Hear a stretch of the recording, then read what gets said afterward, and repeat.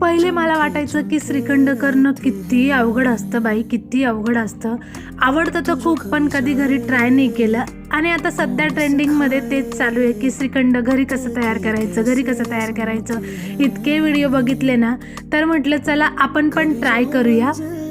मग काय, काल होता पाडवा, त्याच्यामुळे म्हटलं चला नवीन वर्षाची सुरुवात पण आहे आणि पाडवा पण आहे, तर ह्याच दिवशी काहीतरी नवीन रेसिपी ट्राय करूया. मग काय, माझ्याकडे ना डबाभर दही होतं, ते मी घरीच लावलेलं होतं. तर ते दही घेतलं आणि ते असं कपड्यामध्ये टाकलं आणि जे काही पाणी होतं ना, ते पाणी नितरायसाठी मी ठेवलेलं होतं. आता ते पाणी नितरायला ठेवताना काय करायचं, त्याच्यावर ना असं जड वजं ठेवून द्यायचं. रात्रभर ठेवलं होतं मी, तुम्ही 2-3 तासासाठी ठेवू शकता, काहीच हरकत नाही. त्यानंतर दुसऱ्या दिवशी बघितलं तर असं मस्त गोळा तयार झालेला होता. नंतर ना पुरणाची गाळणी घेतली आणि त्याच्यामध्ये ना तो गोळा टाकला. जसं आपण पुरण गाळून घेतो ना, तसं तो गोळा गाळून घ्यायचा आहे. त्याच्याने काय होतं ना, की त्याच्यात गाठी वगैरे काही राहत नाही आणि श्रीखंड एकदम चिक्कन होऊन जातं. त्यानंतर ना पाहिजेल तेवढी गरजेपुरती साखर घेतली. तुम्हाला जेवढं गोड हवं असेल तशी तुम्ही साखर घ्या. त्यात इलायची टाकली आणि एकदम बारीक साखर वाटून घेतली.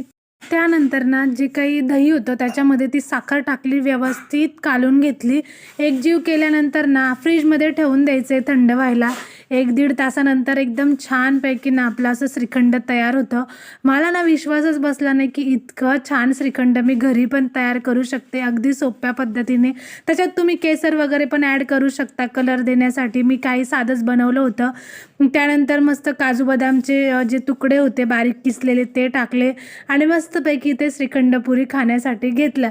आता ना मी इथे बटाट्याची ही जी भाजी दिसते ना, ती सुद्धा मी केलेली होती. त्याचा पण व्हिडिओ मी लवकरच टाकणार आहे आपल्या चॅनलवरती.